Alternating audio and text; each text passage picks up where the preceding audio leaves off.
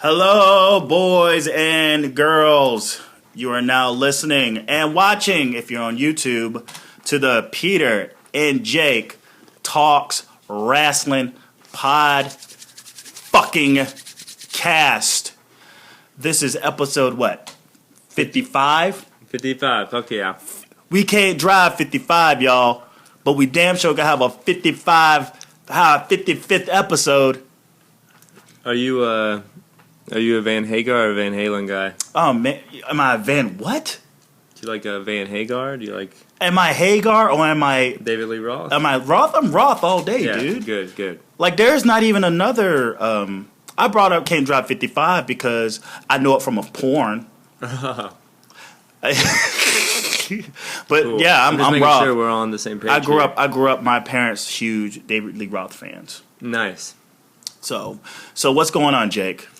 It's Wednesday. It's Wrestle Wednesday. It is Wrestle Wednesday. Kind of stoked. NXT looks good tonight. The tag tournament's still going on. I just watched DDT 4 from PWG, so I'm stoked on wrestling. Raw wasn't that good, but wrestling's good. Wrestling's good this week. DDT? PWG's tag tournament. Oh. This year it's pretty good. Trevor Lee and I'll just say it's been out for a while. Trevor Lee and Andrew Everett win the big tournament. Who? Trevor Lee is blowing the fuck up. Oh yeah, that guy's the chosen one, man. I think it's only because he reminds you so much of Daniel Bryan. I think that's his thing. he's a TNA tag champs with Kurt Hawkins. That guy, Brian Myers now. They better keep an eye on him. And I think he's going to be another. If he sticks with TNA, I mean, if TA sticks around for a while, I think it's a bad decision for him to go there. I think he probably. Well, he's technically on Global Force Wrestling. Global Force. So, and then they're doing like a little invasion. I do remember that. So I think through that invasion, he's got the TNA tag belts, but has a deal with Global Force. I would much rather him fuck with ROH, but say where Gargano and Ciampa from, because they're on NXT now. They're in the Dusty Rhodes tag team tournament. Mm-hmm. I just go, well, you're kind of unfuckwittable when you go to TNA. Well, you can still do PWG, which is where his biggest stage is now. You can still do CZW, which I know he works for. So you can do a lot of stuff. You just can't do ROH. He's real young, so he might I'm get talking to ROH. about being fucked with by WWE. You got William Regal checking you out. When you're with TNA, that's not going to happen. It's just not. They're not going to try to go out the guys from TNA. I mean, that check is kind of hard to turn down. Yeah. I mean, he's still young. He's still young. Yeah. What is he, like 24? I think he's younger than that. I think he's at least 22, 23. Okay. I'm just saying, man, if this Daniel Bryan thing don't work out with the WWE and like them not clearing him or just don't want their his blood on their hands, get Trevor Lee. People will get immediately behind him because it's the same aesthetic, same exact aesthetic. Every time I see him, it's almost tough. I would love to see him in New Japan. Yeah, I can see him go really anywhere. I don't know. He's definitely awesome to watch. He's definitely like he does all these little things that you don't see a lot of younger guys do. Yeah. I mean, as long with the athleticism as a lot of the younger guys too. So. I would almost compare him being as young as he is with his ring psychology and IQ and ring ability to say someone his age to say how Sasha Banks grasps all that in the same vein. It's like, how old are you again? You definitely have to be a student of the game. You can't just be like someone who say, hey, I want to wrestle. Like, you're someone who's been in the trenches and gone through tape after tape and examining and looking at yourself in the ring and things of that nature. So those people are really hard to come by. I mean, I bet he didn't really have to put in that much work. I mean, he looked like a natural. But, might be a fan growing up, But, if you're really good at your craft, if you're a natural, you become that much better if you put the work in. You know what I'm saying? Yeah. It's not like Tom Brady became, well, not, I wouldn't say Tom Brady. But yeah, Tom Brady or like for the Green Bay Packers. Oh, Aaron Rodgers. Aaron Rodgers. Those guys didn't become who they were overnight. I mean, they worked hard, but they did have raw talent. I mean, you can't take away from that. No doubt. So, what were we talking about before we start talking about Trevor Lee? Yeah, DDT, and then the Battle of Los Angeles. When does that come out on DVD? That came out on DVD, I think, this week. It's 3 DVDs. First night, second night, have had these little teaser videos put online that look insane. A lot of guys from Lucha Underground, a lot of guys from the UK, and a lot of guys that we know from PWG, like Trevor Lee, like we already mentioned, Brian Cage, Rich Swann are all in this big tournament, Battle Los Angeles. It looks fucking nuts. I know they have like Brian Cage versus Aerostar, Drago versus Pentagon Jr., Drew Galloway versus Mike Bailey. So these matches look insane. Trent Beretta versus Trevor Lee. So Trent Beretta, and that's like that's just the first round. So winner gets a shot at Roger Strong's PWG World Heavyweight title. Of the world? World Heavyweight title of the world. And it's funny, before we got on the air, I was talking about the involvement of the Lucha Underground guys, and those guys that are actually on the Lucha Underground roster. Those guys were basically, you find out that they were basically nobodies on AAA, on the AAA roster. I mean, they were in the level of, say, Heath Slater and fucking who else is on Superstars? Basically, Superstar, like a Fandango. Yeah, Fandango, and like they take this opportunity, and they become bigger stars than the guys on the main. On the top of the card, and it's like pretty phenomenal. I would be hard stressed to believe that I would never know who Pentagon Jr. was, or like Angelico, or like Drago, or even Phoenix for that matter. No doubt. He's actually in the tournament as well. Like, those guys are phenomenal. I'm so glad that they got that opportunity, because if they would have never had that, we would never know who these guys are. Big shouts. Netflix needs Lucha Underground. Yeah, hell yeah. I saw that today. That's Season nuts. 2, baby. Come on, Netflix. Come on, because if they get that, they're going to get more money to produce. So, I mean, the world of wrestling is in trouble when them motherfuckers come back. Yeah. A lot of the cliffhangers and shit. I mean, I don't know. They left us on. It's going to be a phenomenal season 2. Do you want to just dive right into Raw? Yeah, let's do it. So this week's Raw was out of Baltimore. Yeah. And I can honestly say that the crowd, it's whenever you're in DC and Baltimore, they're kind of like, they got their own way of, they're not Philly and New York, right? Nor are they Chicago, and nor are they like, say, Miami, San Antonio. Yeah. They have their own, in their own way, marks. They're really into the show. I mean, I will applaud them for all the energy that they brought. They brought a lot of energy, but it wasn't smarky. There was only one real smarky moment of the night, and that was at the very beginning when Seth Rollins, he should still rock the Never Shuts Up shirt. Oh, most definitely. This was like, I think, a 20-minute promo. It's incredible. So there was a point where they start, because I'm watching on my computer, and my Mac computer speakers are somewhat faint. Mm-hmm. But I was just like, are they saying boring?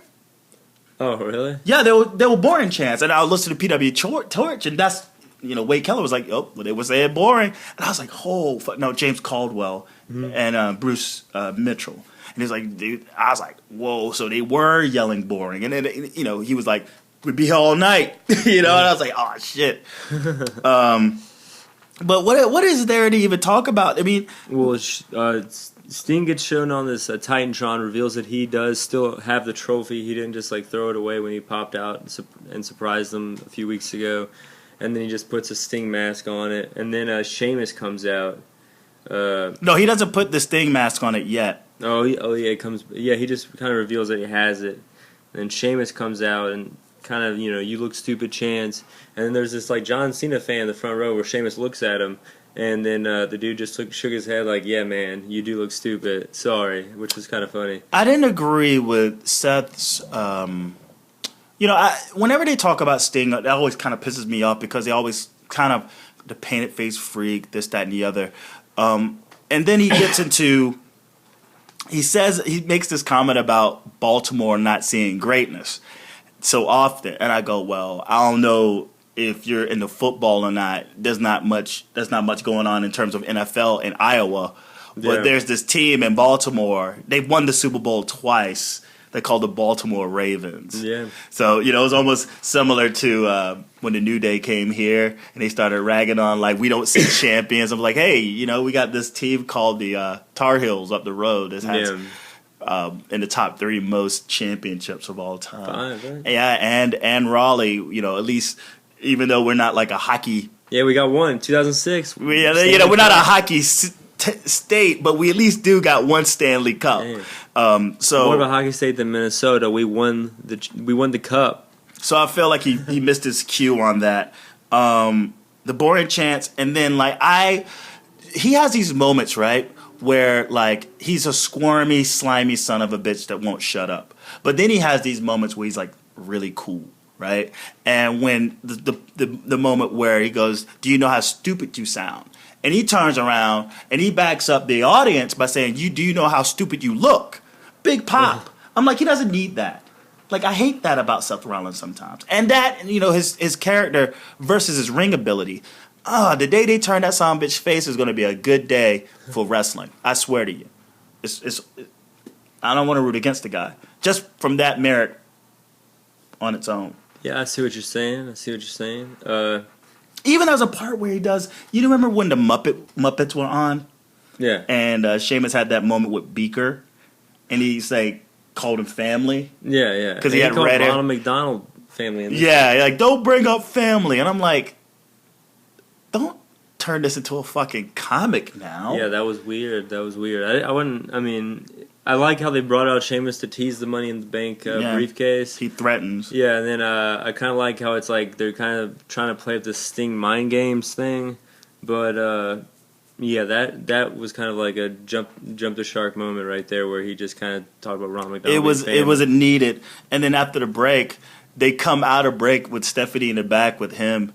And you hear Cena sucks. Let's go Cena. It was like for like a quick second, and I was like, what the fuck, man? That's pretty fucked up. But it basically turns out that Triple H sets the match, the main event, that he would be joining the New Day and in a 3-man tag against John Cena and the Primetime Players. Cena's brother from another father, maybe? Oh, Darren Young. Oh, yeah. Especially when he had that first gimmick with his hair all up. Yeah, I mean, I'm saying, dude, it's like they're both in the same room at the same time now. So it's not like they're the same person. Okay, guys? It wasn't a spray tan. The myth has been broken. Yeah. They're both in the same room. Finally.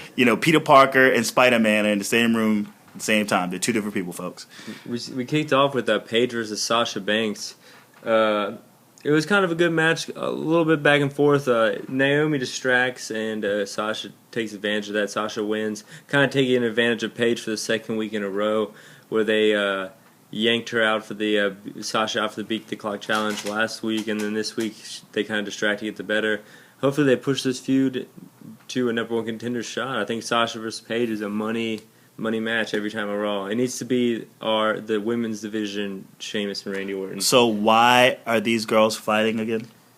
Well, because they kind of screwed Paige over last week by ripping her out, and now this is Paige's second opportunity to face her, and they still foil her plans yet again. Sasha Banks, Sasha fucking Banks. I would just say this was an insignificant match. A very insignificant match because both of them do not matter in the entire spectrum of, say, who's going for the belt. It's already made up. It's already made up who's going for the belt, and it's Charlotte. Charlotte won it. They should have done more with the two of them. Don't you think that, it's good to set up, another feud so then whenever the person does have the belt, they have someone important to face? The winner of a Sasha Banks Paige feud. Like, you could split up Team PCB with Tension for the belt, or you could have Sasha versus Charlotte, which we already know is a great feud. I'll be honest, bro. I don't watch Raw for the Divas. And but I do enjoy certain characters. I don't think there needs to be 2 segments. You mean like a other feud? Every feud dealing with the Divas should involve the belt and who has a crack at the belt, not some side feud. I'm not down with that. So I see. So I mean, I'm not taking away from the match. I just go, well, it really wasn't that needed. It didn't really advance anything. It just was like, okay, so we're still in factions and we don't like each other. You know, it doesn't really advance anything. Well, I think what's going to happen is they were in Baltimore and they were in, they're going down. So I think it's going to be like in Florida or Georgia or somewhere like that next week, if I'm not mistaken. And that's going to be, wouldn't it be awesome if Flair took the Bella's belt next week? And she ain't taking that belt, man. Right before she has it for the most ever, that would be great. It would be. That'd be a great moment, and I think Nikki Bella really doesn't give a fuck about a belt that much, so she would be game to do cool Nikki stuff. cares about that belt. You don't think she wants to fucking live in history? She's a reality star. She doesn't care about wrestling. No, stop. Oh, stop. I think they care. I think she cares about that belt. I think she cares a lot about going down in WWE history. Wouldn't you? I don't care if you had. Yeah, I would, but I don't think Nikki Bella. We are different people. I think she's a WWE superstar. You're not. Yeah, that's what she. Like caring about like titles and stuff is like kind of like a mark thing. And all of a sudden, you know what she's thinking about how she feels about being in the WWE. I don't know. No, okay, that's definitely an assumption, I guess. But I'm just saying, like, I don't think she cares that much to where she's gonna do a Bret Hart refusing to drop the belt kind of a thing. I think she's just. And maybe she will. Maybe she will. She's just as much of a politician back there as John Cena. I imagine she's not losing that belt. She's not losing to Charlotte. Charlotte's gonna get her crack. She's gonna fail, but at least there's drama, right? What's the drama? We got the Bellatron that's counting down. We got a petition that was granted that she's gonna get the belt. I mean, get the title shot, and there's drama. That's drama. We got someone who's hella over in Charlotte. Who yes, I see her getting the first shot, but I also see her failing. We'll see. We'll see. They wouldn't have made a big deal about her beating the clock last week and now beating the clock this week. They're going to have her win. It's going to be in the South. It's going to be in Flair country. You want her to win. Yeah, sure, I want her to win, but I think they wanted to set it up this perfect. This is going to be... The Revolution starts next week. Charlotte's going to win the belt. No, man. Have you not been listening to me? Oh, I listen. I am the Grand Master. No, I agree. I am the Grand Master of clairvoyancy about this shit. I thought Sasha Banks has got it. Sasha Banks is not going to get it. Charlotte's not going to get it. Paige is not going to get it. And that's the thing too I wanted to mention last week. Why should there be animosity from Paige to Charlotte when she's had her cracks at the belt and she failed? Because you want to win.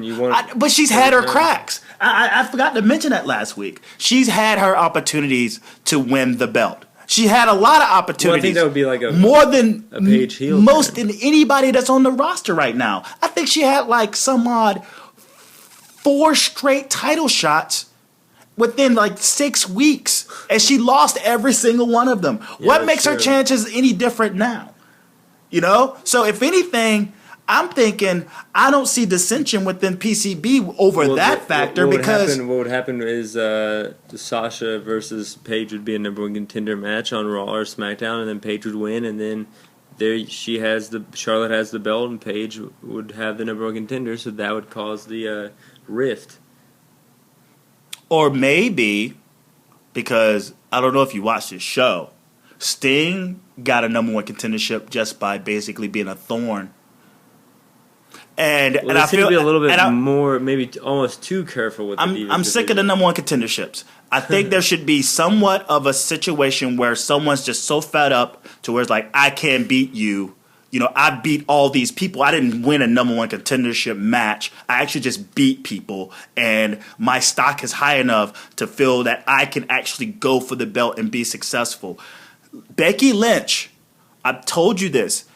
I've told you this. I've told you listeners this. Becky Lynch will hold the belt after Nikki Bella as a heel, a person who's going to pull a Seth Rollins, pop someone in the back with a chair, which is going to be pretty awesome if that was the case. You don't see chair shots in Divas matches. Just Divas division, period.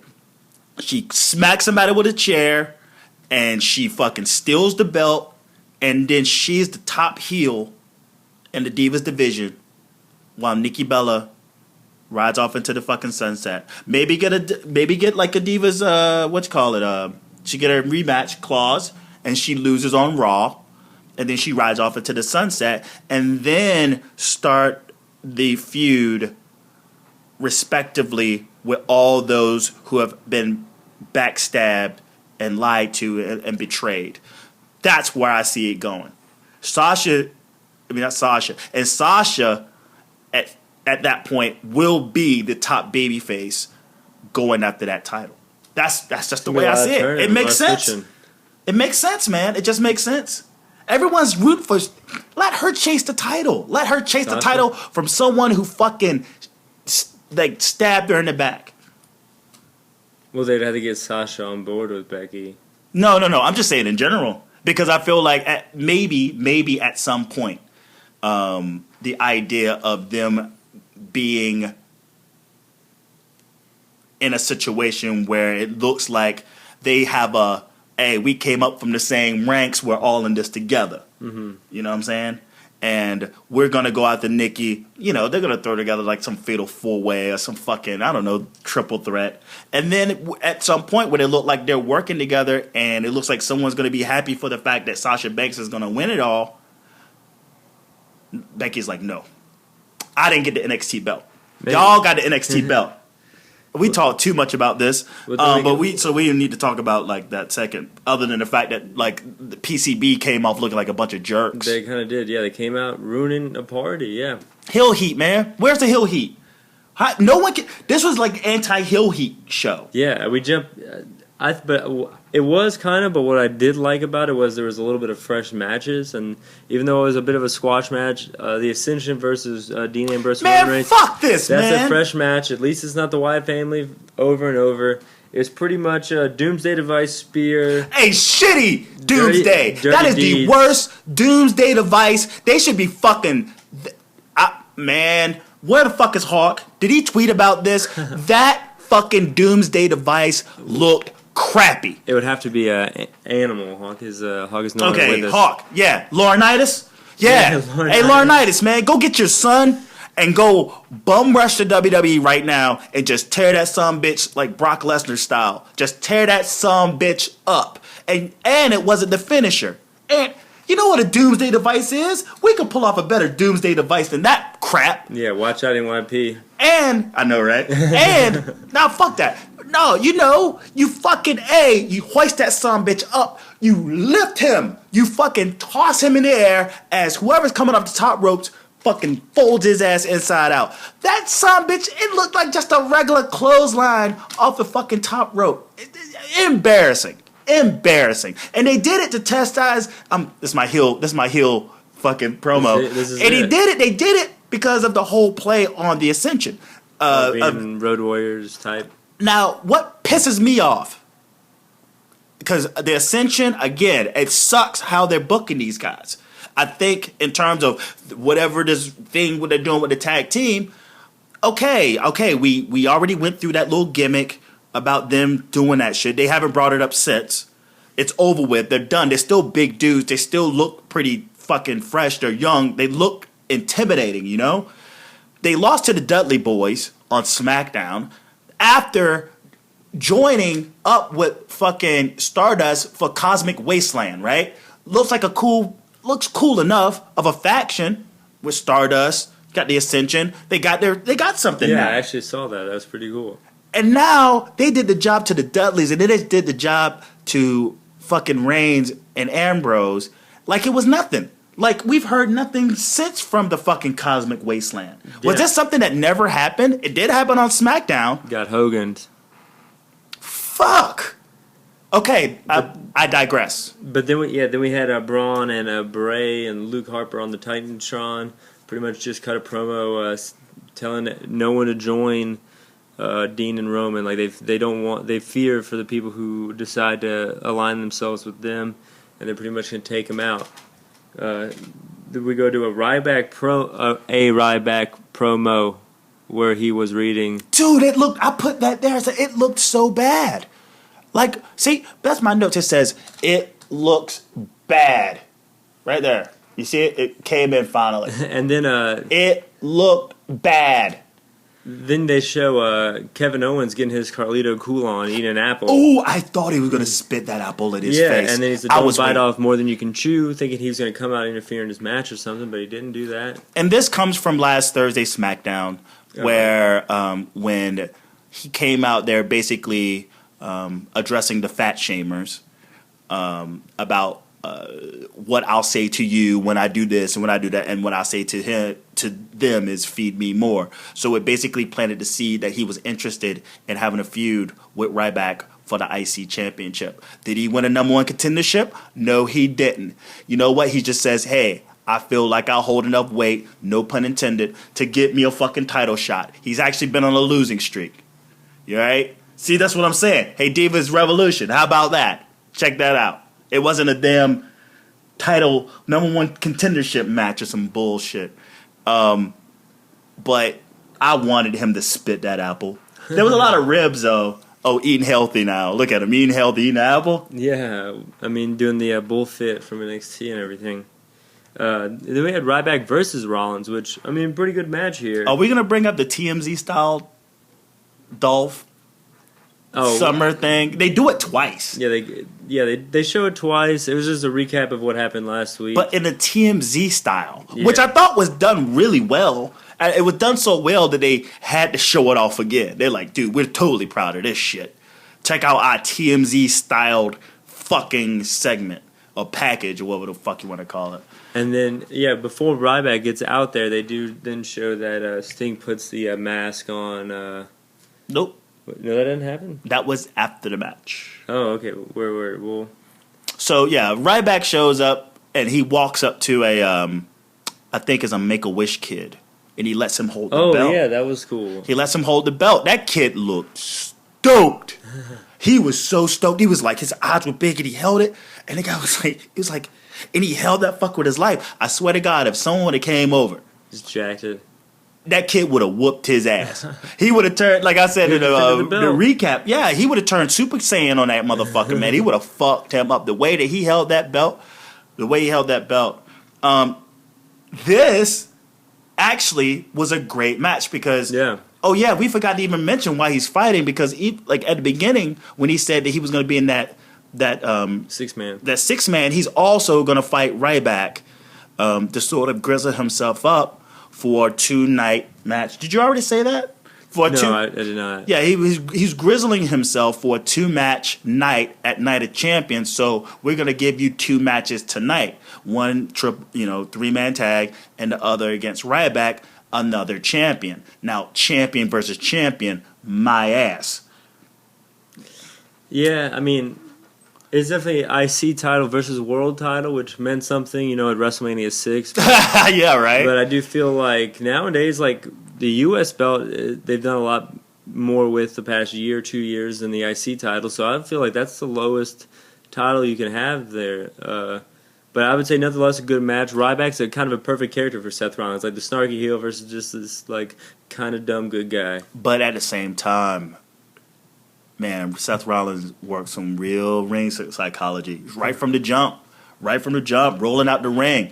Like, he's obviously in a situation where he's going up against someone, bigger and stronger, right? So what, he's going to go head-to-head up with that guy? Hell no. He rolls out the ring like 3 different times.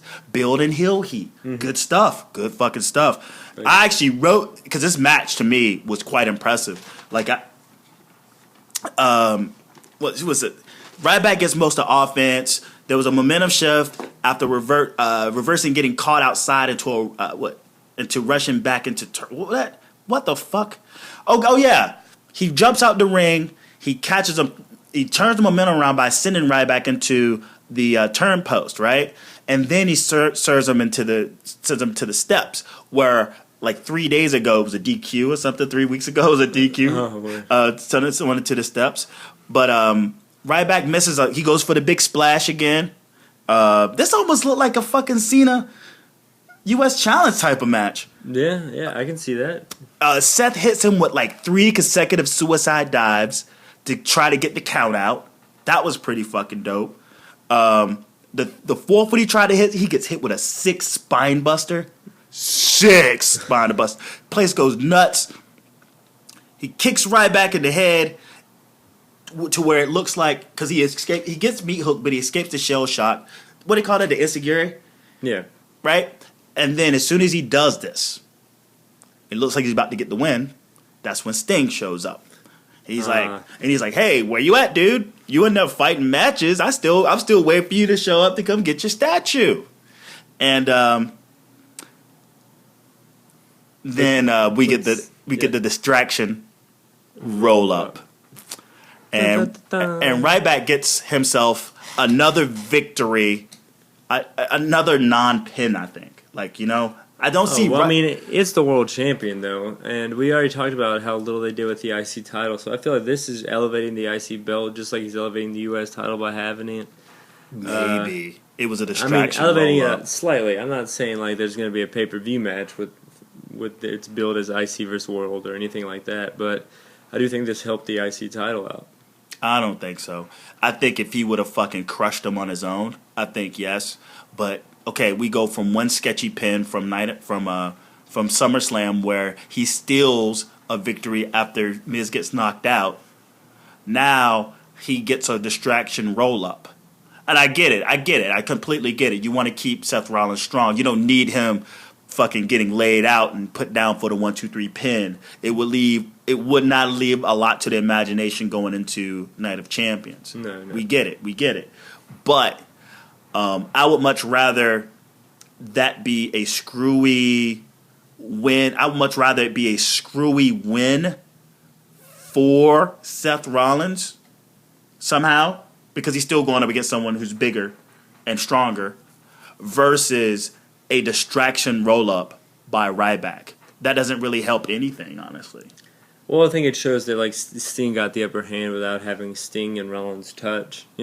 He's in his head. Yeah, I think that's kind of what they were trying to get at. I think Ryback being like the IC title, like we're talking, and being Ryback, I think that's the guy they just picked. They had to have a face out there to take the victory. I don't think the writers are really thinking about who got the victory more so that just Seth lost. Yes, Seth did lose. And New Day trying to cheer him up in the back. And that's when all of a sudden Sting plays peekaboo.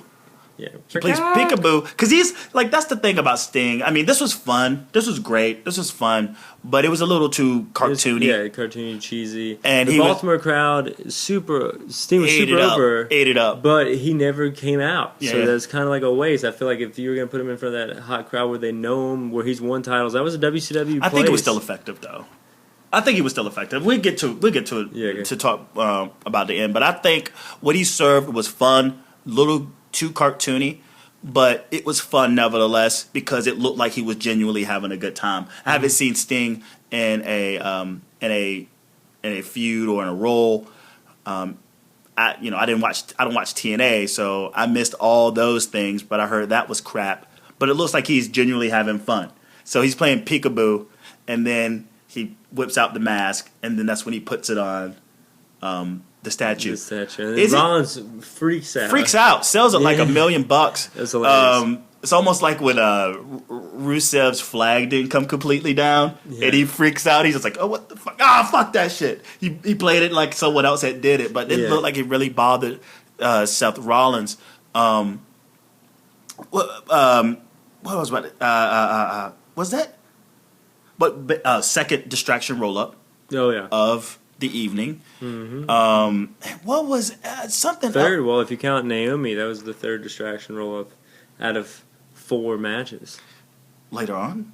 No, Sasha and Paige. No, I'm just saying that's 2 in one night. There was a third? And Ryback and I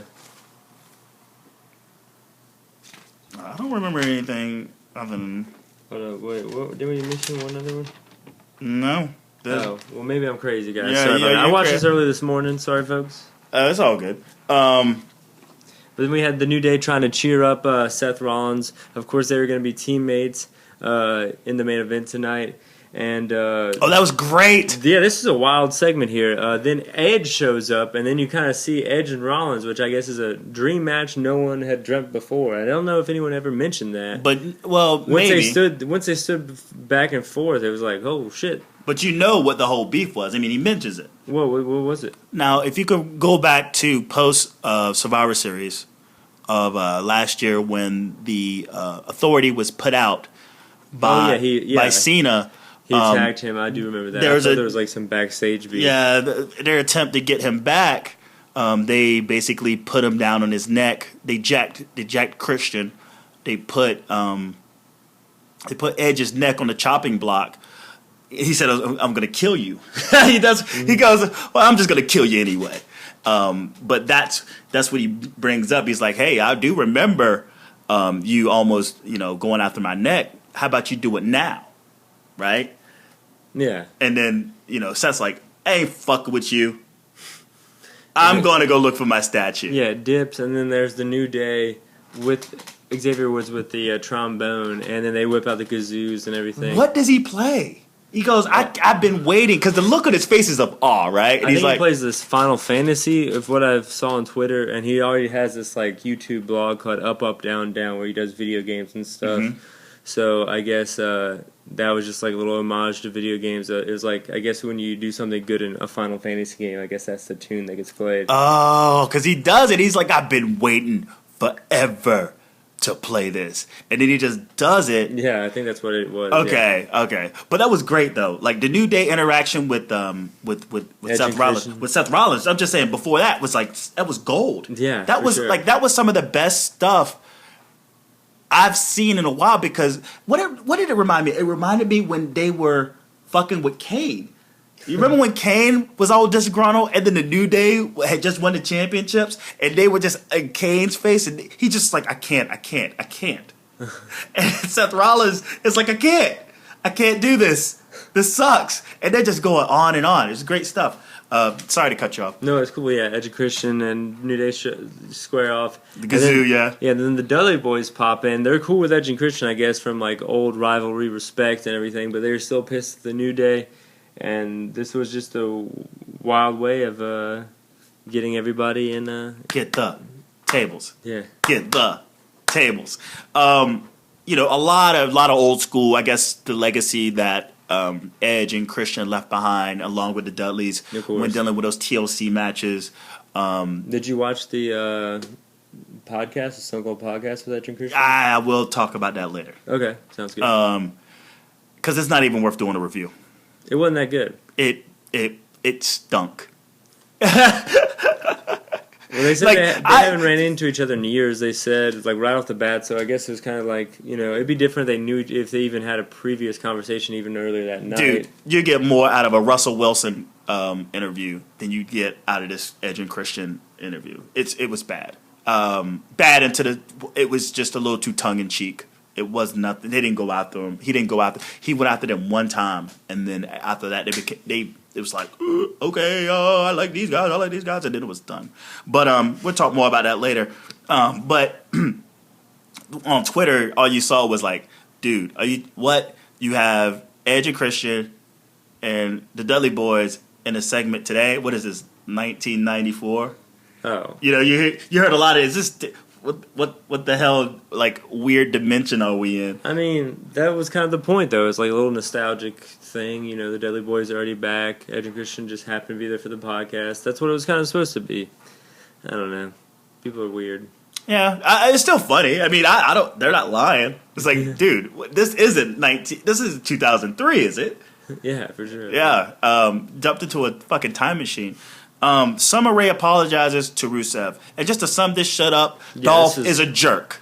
Dolph is a jerk. Yeah, apparently he slept. I mean, if Summer Rae is not lying, he slept with Summer Rae, pissed Lana off. Rusev's forgiven her, and then kicks Rusev in the face. He kicks him in the face. This guy is he's Daniel's son, and Rusev is Johnny. That's what I was trying to get to last night from the Karate Kid. If you can get yourself like a little, maybe like 4 minutes, search like alternate storyline to the Karate Kid, because Daniel is a jerk. Johnny's just minding his own business, and this is. And that's what the storyline surrounds, and it makes Johnny like the jerk when in fact he's being provoked the entire movie. And this is Dolph Ziggler. He's the provocateur. And we've all been in relationships that sucked, where some dude took your girl, or some fallout where there's another guy involved. It's a natural instinct to be jealous if you're the ex. It's just natural. Mm-hmm. And it's a natural thing for you to be pissed off, that you've lost your girl to someone else, and now you're dealing with like you're on the rebound route right now. For sure, no doubt. You know what I'm saying? And you're not completely over your old girl. That same dude, yeah, whatever, man. And Dolph is winning, and Rusev, again, I've said this weeks. He's looking more every week like a sympathetic figure. Every fucking week. You think he's jumping? You think he's going face? Dude, I've been waiting for a face turn. I'm not rooting against Rusev. Ever. Word. Again, like, he is someone, I feel you, brother. Hey, Rusev, I know you're watching the show. I feel you, homie. I've been there before. We all been there. We've been in love. We got your back. That guy's a jerk. Yeah. Dolph Ziggler's a jerk. And motherfuckers can't even boo you because we sympathize for you. You got no heel heat right now, man. You're getting golf clap. Yeah, man. All day. I knew Dolph was going to turn heel anyway when he fucked with Lana, because the most wanted woman in the wrestling universe, and now he's fucking, kissy facing with her. And not only that, he's fucking Summer Rae. Like, you just winning, man. Fuck you. You Tom Brady over here. Yeah, get out of here. How about you deflate your balls, motherfucker? Deflate these balls. Well, then you know what else we had after that? Kicks him in the face for nothing. Said he did it for Lana. Lana wasn't even there. Here's your remember that consolation. Sign? Remember the sign? We're coming for you, Ziggler. We're coming for you, Ziggler. Coming for you. And then we had the rubber match, as JBL puts it. Oh God, we're not talking about this. Yeah, Orton versus Sheamus. This ain't even rubber no more. This is like. Their SummerSlam match was real good, but this one was real long and bad. Sheamus is such a bad wrestler that he has to use the mic half the time to get over, and he doesn't even get over. What did we do? What did we do to deserve this? I don't know. I felt like it was a rib. And guess what? Randy wins with the RKO. Sick one. A very sick one. Yeah, but yeah, that's all I got. I got Randy Orton versus Sheamus. Why? RKO. Orton wins. And then the lights go out, and then pops in the ring because previous to the match we saw Roman Reigns and Dean Ambrose talking to Randy Orton. Wyatt family takes out Randy Orton. So I guess what the fuck? We're Ambrose and Roman Reigns. Yeah, what the fuck? He got Cena'd out there. Hey, Randy Orton got Cena'd. Nobody came to his aid. You remember when Nexus was just beating the living crap out of John Cena, and he had no friends in the back to come save him? No, right here. He's getting choked out. He's getting Sister Abigail. He's getting super kicked. And the guys that he's trying to win over to, like the guys who are trying to win him over to join up and beat these big burly motherfuckers, they're nowhere to be found. There's someone fucking broing it up somewhere. Cold ones, bro. Yeah, they're bro. Oh, dude. They're probably about to get out, dude. Orton's getting fucked. You're getting his ass kicked, man. Fuck it, man. No. Maybe we should do something. Nah. All right, nah. I love you, bro. Have you seen those fantasy fucking Tumblr things about Dean Ambrose and Roman Reigns? No, is it like... It's like romantic. Oh. Like these sort of fan fantasies about Ambrose. Dude, if you're listening, just type that. Just go to Tumblr and type in Roman Reigns, Dean Ambrose, fan fantasy. You'll come across some of the creepiest pictures and letters and notes about like this. I read this one was like this girl who was upset that it's like, I don't want Renee Young to be with Dean Ambrose. Like shit like that. It's just like, and then there's pictures of drawings of them making out and holding each other, holding hands. is some sick shit, man. That's ridiculous. It's. I joke about a bromance. Motherfuckers wank. They live it. They wank to the idea of those motherfuckers being lovers. That's a little wild. It's wild and crazy. Yeah. So speculation. We talked last week who the third guy could be. It's got to be Orton now. It can't be Orton. He's fucked up. He's off TV for a while. You think they took him off TV? What they got for him? Well, I think they could put him in this 6-man. He's like, fuck you. Y'all didn't come save me. Y'all eat a dick. Well, I don't think they're gonna say that. I think he's gonna be like, the Wyatt family attacked me last week. Nah. I've been waiting to get my hands on him for a while. No, but that's not Randy Orton's character. He's like, I stuck my neck out there for you guys, and y'all would know where to be found. Right? That's more Orton than I think than anything. He's like, fuck y'all, find another guy. I still think it's the Big Show. I still think the Big Show is going to end up... Well, he was with... I know, Miz. Miz and Cesaro. Will they give Cesaro something to do? I think they're going to give Cesaro a Big Show to slam around. We'll get there. We'll get there. We had the Dudley Boys versus Los Matadores. A great match. I love this fucking match. It wasn't as... I mean, I say this. The actual match between Randy Orton and Sheamus wasn't that. You know how they had Bubba Ray on the rope, kind of like choking him, and they run through to give him the big like slide through, and when he slid through, he tagged the other Matadores. That was slick. That was smooth. They've gotten their shit together over the past couple of months. I'm not gonna front. Diego and fucking Fernando, those guys, they have improved a lot as a tag team. It wasn't long though that the Dudley Boys do hit the 3D. And win the match. And the story of this segment has nothing to do with the match whatsoever. Oh, they mentioned the IWGP? No, bro. They didn't mention that they were 2-time IWGP. Diego turns on El Torito. He kicks him straight in the sternum. He fucking damn near shoves. He goes fucking Gunner style. He goes Gunner style. Big ups to Gunner in PWX. He kicked some kid in the ring. He's an old guy. Yeah. Man. Anyway, they finally turned on El Torito. Now, Matadors are supposed to be fighting bulls. I don't know how they would stay in an alliance for so long. Yeah, you're right. You're right there. But it looks like, and this is what scares me, does El Torito join up with the Dudley Boys? Because they came in with the save and put have like a little midget him through a Dudley? TV. Yeah, that'd be hilarious. I mean, they're not TV. They put him to a table. They put Diego to a table. Oh yeah. I thought you meant they put. That was the payback. Yeah, they put the payback on. Yeah. A power bomb off the top rope through a table. Old school spot. Yeah, I thought this match was awesome. But what do we do with El Torito?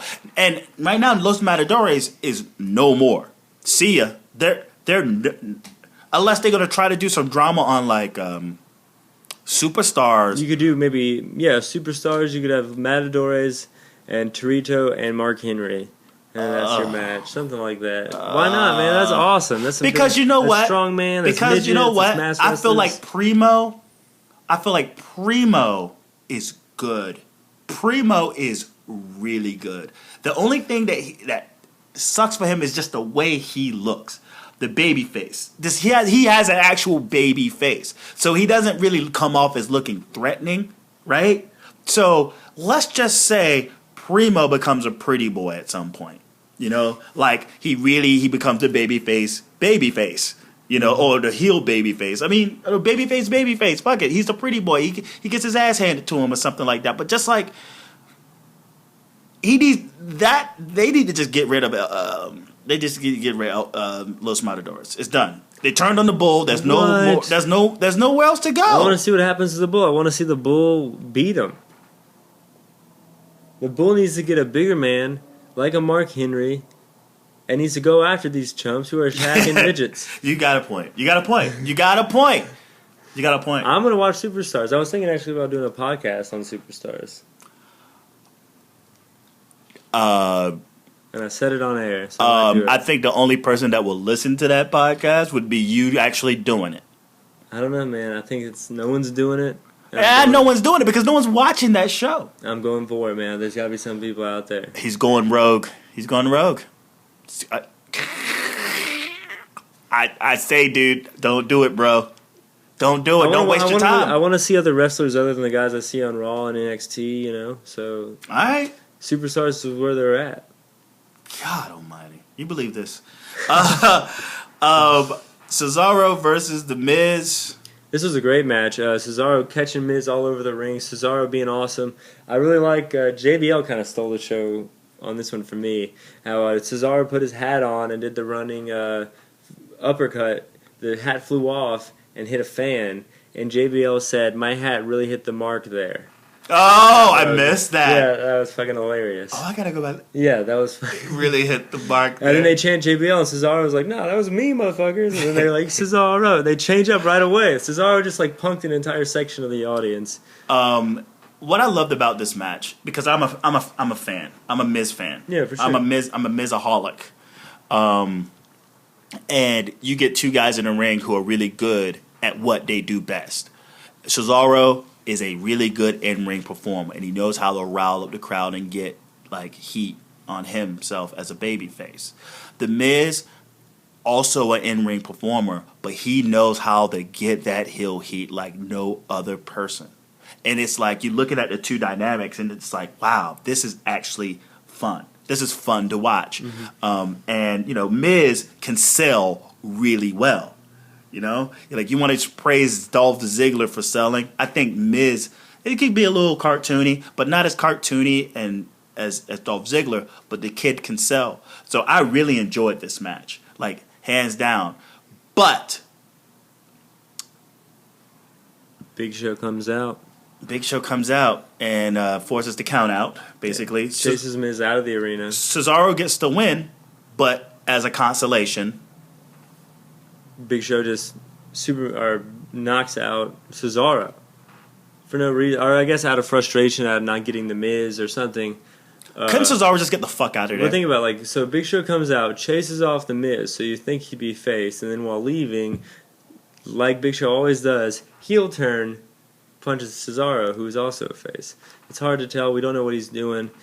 I just hope it leads to Cesaro versus Big Show.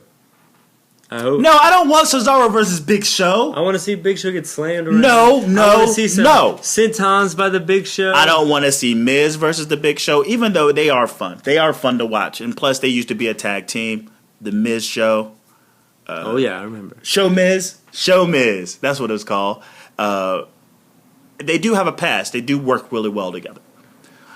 Cesaro, I think it'd be great to see him put Big Show in the big spin. Do you remember when he won the Under the Giant Battle Royal? He walked his ass. Yeah, he threw Big Show out and walked him out. So they could play that up. I want to see Big Show versus Neville. That's my dream match. I'm telling you, this is what I want. More than anything, because you take Cesaro going up against Sheamus just this past, was it Thursday? Was it last week or Thursday? I think they didn't wrestle on, they wrestled on, Raw, right? Was it Raw? I'm not sure. I think it was SmackDown. I'm pretty sure it was SmackDown. And he lost clean. I mean, this guy is just losing. And even though he get the victory here, he's still shown like a chump. I really like Cesaro and Sheamus. That's the only time Sheamus is in a match that's entertaining. But I think that's just Cesaro. But I'm sick of Cesaro being showed up like a chump. And even, again, he got the win, but he still got knocked out as a consolation. Like, what the fuck? Like, just a dick move. And now, like, we still have till Survivor Series until the entire Cesaro section is gone. I mean, like, seriously, no more Cesaro sections on. There's a shit ton of people there. Hot. Oh, no, well, Fireball, 5th. Oh. Gone. I ain't forgetting that shit. I'm going to finally win a bet. Well, a second bet. You may not be forgetting about it, but you will not win the bet. Oh, I'm on this. And I shouldn't care because none of them wrestle on WrestleMania. I shouldn't care. But I'm going to stick to this. I'm going to stick to my guns with the Cesaro section being gone. And, like, they could get him for the equalizer for the Roman Reigns things. But, like, for him, to take the fall? Yeah, they shouldn't do that. I think they should pick Randy at this point. And we already talked about the Bellotron and all its glory. So we're going right into the six-man main event. As we said before, John Cena and the Primetime Players versus the New Day, the Tag Team Champs, versus Seth Rollins, the U.S. Champion and the WWE World Heavyweight Champion. So a lot of gold on the heel side here. Xavier Woods stole the show. Even though Kofi did a lot of good in-ring to back up what Woods was doing on the outside, I thought Woods was hilarious, saying, like, he better learn to give up, talking about when they were working over John Cena and stuff like that. Then doing the horn right, like sliding it right when Kofi came around for the kick in the turnbuckle. Mm-hmm. What do you think of this match? Who would ever thought in a million years? How long has professional wrestling been going on? I think at this point, like 100 years. 100 years. Started in Mexico. It was ML. What do they call it? Not AAA, but the other one. Oh, CML. Well, CML is the oldest running wrestling promotion. Oh, well, I think ever. I think they would do carnivals and stuff like that. Yeah. And that's kind of how the term mark and stuff came out. And apparently, from the Vampiro, they were talking about, they both Vampiro, Stone Cold Steve Austin brought up the fact that Che Guevara actually learned wrestling as a means to teach his soldiers to battle against the Spanish. Yeah, that's nuts. Yeah, cool. It's pretty cool shit. But as long as professional wrestling been around, I never thought to this very day, to this very hour, to this very second, as I speak through this microphone, that a trombone will be the greatest gimmick in wrestling history.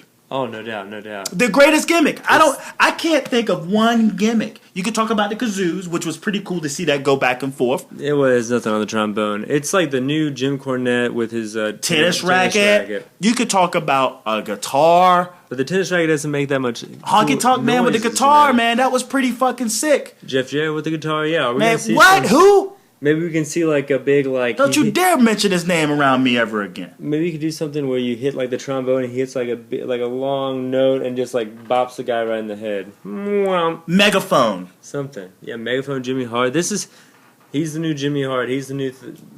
I think even though he isn't also doubles as a wrestler from time to time. He's Mr. Sacco. He's the new manager of the. Seriously, I cannot wrap my brain around any gimmick as great as that. I can't do it. I can't do it. It's pretty amazing. Kofi, it's the SOS to John Cena, but then John Cena kicks out. Sloppy match by John Cena. He looked real bad in this match. He didn't look good. U.S. Open Challenge, man. It took the rest of the rest of whatever he had out of him. He looked good with Rollins, but it's just something about this match. He just really came off extremely sloppy, and he wasn't helping the New Day at all. And that SOS looked horrible. Yeah, but he does hit the AA to Kofi Kingston, and then that's how John Cena Primetime Players Super Cena hits the Super AA. Cena, yeah. Yeah, gotta love that. And then Cena even does the millions of dollars dance in the ring. What do you think about that? That's a glorious moment right there. Well, I'd imagine. I mean, I know I know how he feels about the Kum Si Kum Sa type. So I imagine he felt real uncomfortable with his arms wrapped around his brother from another father. Yeah. I mean, it's known. I mean, it's known because you remember when he finally retaliated against the Nexus. He finally got some of the come up, some of the Nexus guys got some of the come uppers. Do you remember what he did to Darren Young? Do anyone remember what the fuck he did to Darren Young? I do not remember. He fucked Darren Young up. He fucking AA'd his ass through through the windshield. Oh, I don't remember. Straight shoot. Look it up. He fucks him up. I mean, real bad. So I'm just and then he made a comment. I think I posted it before about Justin Gabriel. Mm-hmm. He said what is it? I posted it when we first started this. He said, I heard that you it you have an interesting background, something to the lines of like real homophobic phrase that he said towards Justin Gabriel. So I'm just saying that's my joke, sort of, kinda, that John Cena felt uncomfortable with his legs around another man that is out as gay. Some silly shit. Yeah, but he did it, so I guess it's not too. I don't know. It was something else that I wanted to mention about this. Well, Sting pops up on the Titantron after John Cena leaves with the primetime players, and the New Day have hightailed it out of there. And yeah, because there's 2 losses in one night for Seth Rollins, and they actually milked that scene up of him being really distraught. Mm-hmm. And Sting pushes. Well, long story short, Sting pushes the statue he's been showing off all night into this dump truck, and then the payoff. It crushes it. I thought it was kind of lame when he first pushed it, but then when it crushed it, it was all right, I guess. I really like to just see Sting like in the ring, but I guess you can't really do that too much. He's in a good spot. He's having fun because he's playing almost like, not necessarily the Crow, but he's playing like the Joker, like what he did in TNA. I loved when he hung on and he was driving off and he was like waving by, looking all sadistic. This is like the new veteran style Sting, I guess. That's the TNA Sting. The new the last few years he's been doing this thing where he's a little bit more crafty, a little bit more wily, wise, wily. Yeah. I was adding to it, not correcting. Yeah, sorry. like he's kind of demented. He's kind of screwy in the head, and this is the Sting that we saw. Now, whether I agree with it or not, I just go, hey, it looks like he's out there having fun. It was cool to see finally the payoff. Anything can be better than the promo we cut last week. Anything can be a little bit more up, a little bit of a. Hey, I'm on your side, dude. If you listen to Peter Talk SmackDown, which I know you don't. I could talk a lot of shit about this guy on Peter Talk SmackDown because I know he's not going to listen to it. I actually got on your side. And I was like, you know what? Maybe this is mind games, that promo. I mean, for what it was, right? I didn't really enjoy it because I thought it was like, what the fuck is he saying? Poorly, we get the point now, but it was poorly delivered. Sure. I do see the mind games that he's playing, and maybe that planted the seed. Because look, the mind games itself even played into Triple H, where he put him in 2 matches. Now, he said he did it that he was helping him, but he's pretty pissed that he's calling himself the man over Triple H, over him, God, over God. I mean, there's no one over God. And if you fuck with God and say that you're more than him, he will put you in 2 matches on a night. And he already has Night of Champions. I don't know. When's that? Is it in Stephanie granted that. 2 or 3 weeks? Or that's next week is the Go Home show. Oh, wow. So that's, 2 weeks. And that's the prediction show, too. So I guess that's how the show ends. One thing about that statue, didn't it look a little like Daniel Bryan? I don't know. I noticed that the U.S. belt really didn't have a lot of detail in it. No. It's gone now, man. But it did look a little if you look at the face, it looks like Daniel Bryan. And I wanted to talk about New Day for a while. Oh yeah. Because I think something came up. I think someone on actually, we'll start with this. On the Sound Off board, the Facebook page, someone posted something that said, if you could go back, not change, but go back to something, and not the 2 hours, not the 1 hour. If you can go back to one thing that was happening before this WWE now, what would it be? This is our own kid. Oh, stop! I'm talking about something with the program. Oh. What about the program you think could go back to and you would be happy? I think maybe like a 2-man commentating team. 2-man commentating? Mine was I would love to go back to unexpected debuts and unexpected returns. Well, I mean, that was what was cool about the Braun Strowman guys. They kind of protected him. Or even the Dudley Boys. Yeah. But I guess it's just we're past that in today's world, like the way that technology works. Well, the way that NXT works. I mean, it's like right now we're just all waiting for people to get raises. You know, like we're just waiting. Like, okay, when they show up, we'll be excited. But it's like, well, we know this guy's name, we know this person's gimmick, we know their character, we know their history. I mean, so when they come up, it's just more or less, yay, they finally made it up to the main roster. Not like, whoa, who the fuck is this guy? Well, I mean, they did that with Braun Strowman. Yep. So hopefully, if they see a lot in someone, they just keep them even outside of NXT. Sorry. And then they bring him up that way. Maybe, but they got a new fucking show coming up, which is like basically a stripped down version of Tough Enough. What is that? It's called, what the hell is it called? It's basically reality TV documentary style of people at the Performance Center. Ah, shit. It's gonna be good. I mean, I'm gonna watch that. Like the staff of the Performance Center or the wrestlers? No, the people who are going in to the Performance Center to become WWE stars, to rise up through NXT. It might be a bit much. I think it's going to be a lot much. But at the same time, just like, because I see this as sort of a Hard Knocks kind of a thing. Yeah. Where you're going to see this person and basically you're just going to see them fail.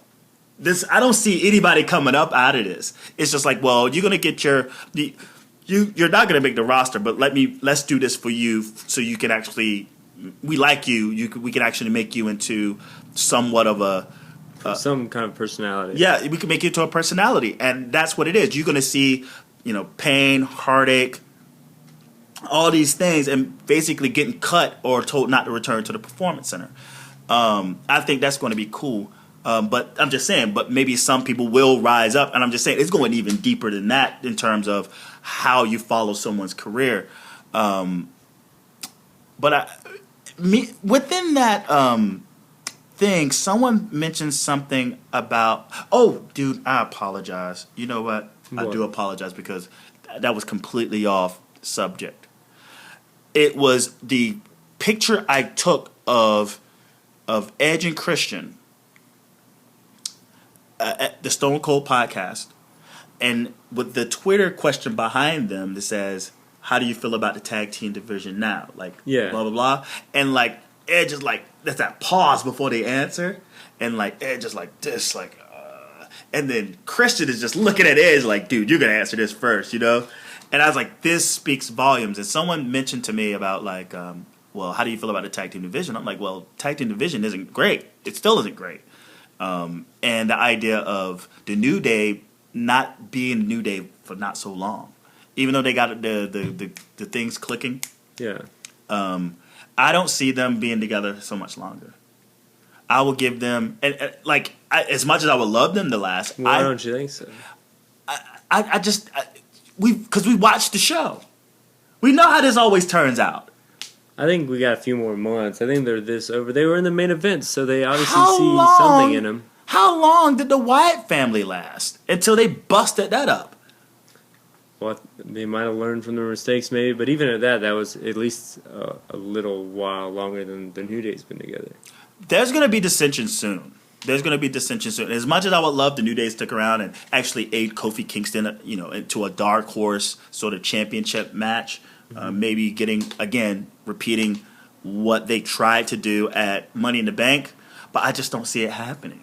And I feel, and you talk about Xavier Wood being a manager, they're high on Xavier Wood, man. It seems so. And I think out of all the guys that would probably get a push out of that, I think Xavier Wood would. Do you think with the manager, or do you think he's as a in-ring talent? As an in-ring talent, he's a good wrestler. So I'm surprised that he is in the position he's in, but he's definitely flourishing in it. Let's just say I see them sticking around a little bit long, at least till Mania. Let's just say they last until Money in the Bank next year, and rather than come in to help, he goes in and fucking interferes with him actually winning the Money in the Bank. And then Big E would go with Woods. Big E would go with Woods. Yeah. I guess that's a good feud, but I think you can push them a little longer than that. I think you got a lot. You got a lot more to do with them. I think you got the feud with the Dudleys. I think you can feud them with the Usos when the Usos come back. I think you can do even Dean and Roman. They were on the main event. They're super, super over. They're one of the. I think, besides like Cena and Orton and all the guys who have been over for years, they're definitely one of the most over things right now. They are, but we see things. Top three. We see things get over. I would say it's John Cena, the RKO, not necessarily Randy Orton, but the RKO, and then the New Day. Yeah, I would even put them higher than that in terms of heat, generating heat. They're probably second. They're second to generating heel heat after the Miz. Okay. And then just the Bellas, but they get X-Pac heat. Yeah. I just wondered if you even thought of that shit at all. I mean, sometimes some things are a little too good, and we've seen the show, and we've seen what WWE do. I think they're going to keep it there for a little longer, though, man. I really do. I think they see something in them. They got Michael P.S. Hayes on their side because it's a three-man, like a Freebirds-esque rules type of thing. So I think they got the writing crew. They're just the right thing for the writing crew to like and sink their teeth into. Seen this show before. I just wish I felt the same way. Yeah. Like this, because we look at people over, Cesaro over, we look at Sasha Banks over, we look at all these people over, or even prior to that, we look at Daniel Bryan and the struggle that took to get him to the top. Dolph Ziggler, all that, and like they just don't do it. I mean, they just don't pull the trigger, and then they somehow just ruin it all. Mizdow, Damian Sandow. That was a guy who got hella support. Well, man. That was kind of a rift with the Hogan thing. They did. But even before Mizdow, like just Damian Sandow, the intellectual savior of the masses, he was getting over. Yeah. Right? Like over as hell. Jack Swagger, the Real Americans, that was over like fucking hotcakes. And then they just pulled the plug. They just pulled the fucking plug. Did you just yawn? I did, man. It's been a long day, man. You didn't work. I worked. I still smell like chemical. I mean, I went to school. No, he went to see PWX with his girlfriend. That was Sunday. Sunday. And didn't invite she didn't want me to come. Whoa. She didn't want none of us to come. I'm trying to tell him that like he's in a. This is our storyline right now. Whoa. Yeah, I'm pissed. His girl is trying to. She's trying to break the wedge. She's the Yoko Ono, baby. She's Yoko Ono.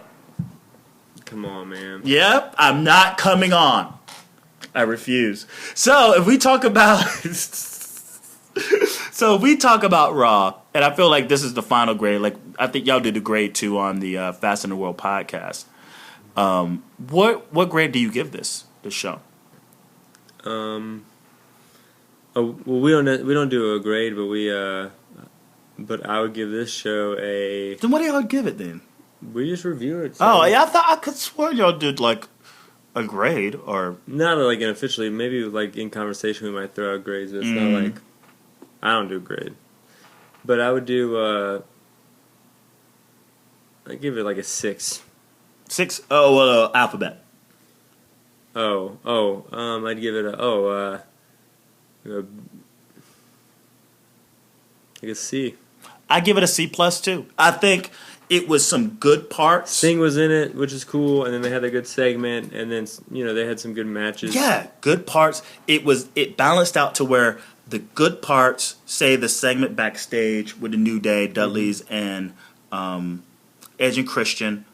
I mean, I'm not gonna shit on the shame. It didn't do anything, but in itself, it really was a good match. Randy Orton was fun to watch in that match. Yeah.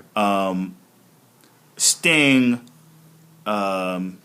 watching Cesaro Miz, those were good things, even though it didn't really do anything, but still it was good to watch. But then the storylines, again, the Divas Revolution thing didn't really pan out. The Dolph Ziggler being a jerk didn't really work out for me. Really long opening segment. Yeah. I just, so I give it a C+,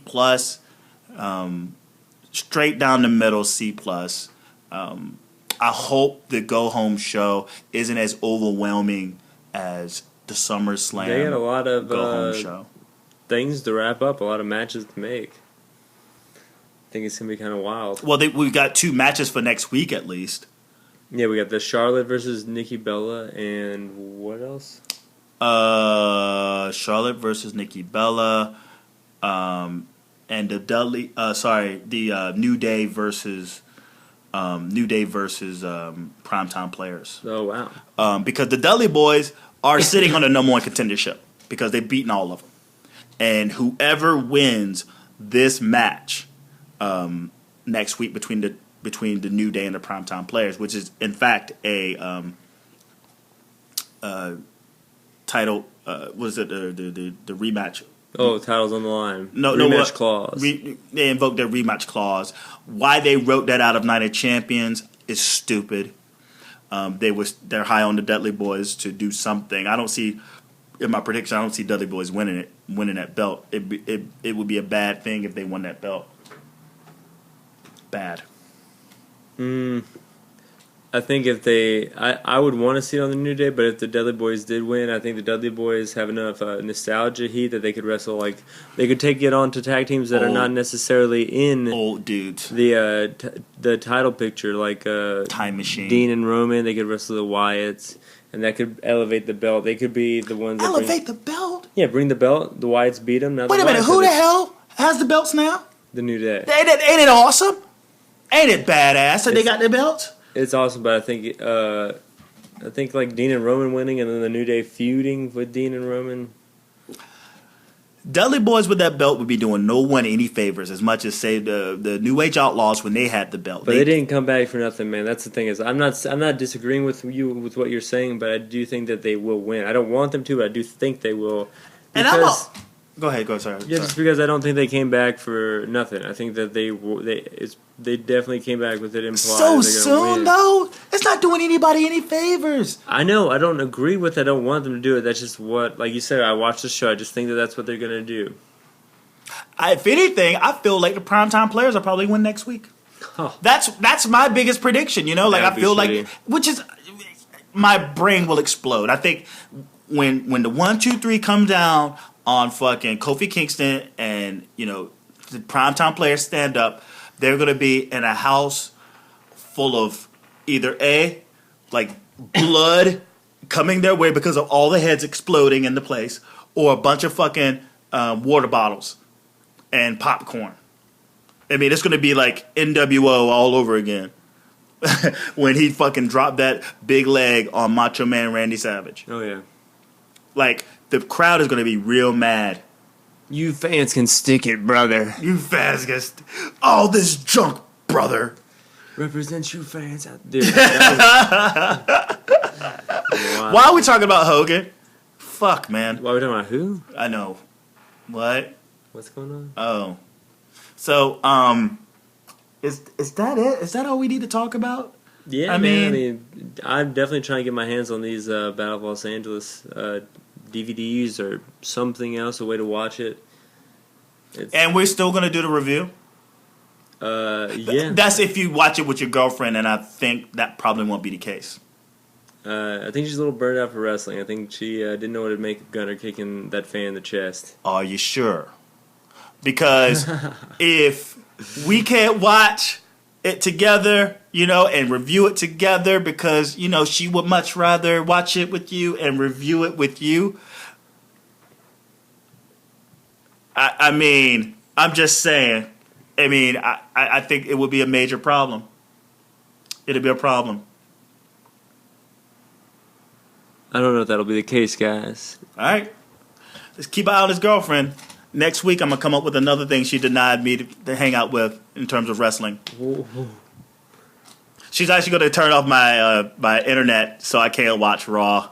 and only Jake and her can watch Raw. She's boycotting Peter Talk SmackDown. She's boycotting. She hadn't listened to a single one. Yes. And I hope she doesn't listen to this. She's getting buried. But yeah, let's talk about what you got coming up. Tonight I do NXT review, Fast in the World with the amazing Fritz. It's a real quick podcast, and then it's moved to Thursday night. But you'll catch me on the legal man Mark Charles's podcast, The Outside Interference, from time to time. I'm also on this podcast, of course, Peter and Jake Talking Wrestling podcast. Follow me on Twitter at JG Pro Wrestling. Listen to me on SoundCloud, soundcloud.com/JG Pro Wrestling. And thank you so much for listening to episode 55 of the Peter and Jake Talks Wrestling podcast. You can check out, if you go back one video, you can check out just my Raw recap. It's just talking.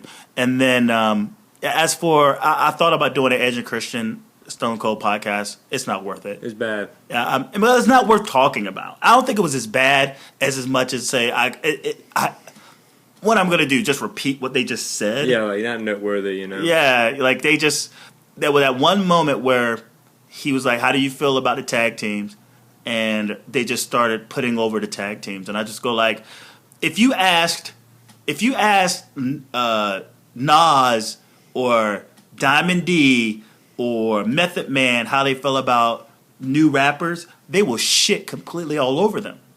You know? You ask any old school dude of any occupation compared to what they do today, they would just shit on it. Those kids don't know what the fuck they doing.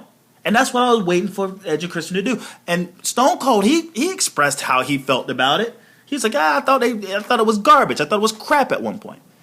But then they just like pull bait, and then they just turned to like, hey, let's talk about how we were great friends. You know, we were Roman and Dean before Roman and Dean. Our kids and our wives and like our Halloween. They didn't want to talk about anything crazy. No, they didn't. The company men. If this shit would have just been on the Stone Cold, on the Steve Austin podcast without WWE, we probably would have got another. So we would have got a better podcast. We probably got something a little juicier. But they're on WWE property right at that moment. Yeah, they couldn't leave. They were surrounded. You know, they're all watching. Yeah. Dunn, McMahon, Triple H. Yeah, for sure. All the tag teams are watching just to wait for them to shit on them. Like, crazy. You know, heat. Yeah, you're right. But I did love this story with The Undertaker. But hit us with your shit. Oh, I ain't got nothing. What? Peter talks SmackDown this Friday, and that's about it. I mean, ain't much else really happening. Word. Yeah. Oh yeah, the New Day podcast with Nathan Newman, aka at Headliner 5. This past Monday, we talked more in depth about the Jimmy Snuka situation. It's called Shame on a Snuka. We talk about Hulk Hogan on Good Morning America, and we also talk about we go more into the conversation about what happened at the Performance Center and the shooting. That was nuts. I read more into that. Did you hear about like how he showed up a few times before with like in wrestling tights, swinging a chain over his head, saying he was going to fight everyone in NXT, and then he poured his own shit and piss in a bucket with sour milk, and threw it all over the facility at one point. So this dude was wild. I read about him. I was glad that he's behind bars.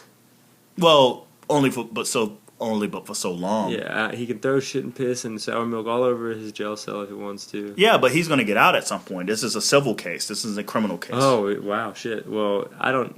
Because he trespassed. I mean, it's not criminal. I mean, it's not necessarily a criminal thing. And he ended up stabbing one of the officers. I don't think that's true. Oh, that wasn't true? I mean, it's kind of hard to get by a bullet. They shot him. They said they came at him. They charged at him. He charged at him. I still don't buy that he had a knife. I still don't buy that he had a knife. You think they kind of dropped it on him? Yeah. It wouldn't be the first time. Yeah. So, I mean, who am I to take sides? But other than that, yeah, check out that's the episode 9, and then also check out my Peter Talks Hogan on Good Morning America. I do a little spew there, and wait for Peter Talks SmackDown this Friday. Any last words? Later. My last words, as always, is watch out for those foreign objects. They will knock you the fuck out. Peace.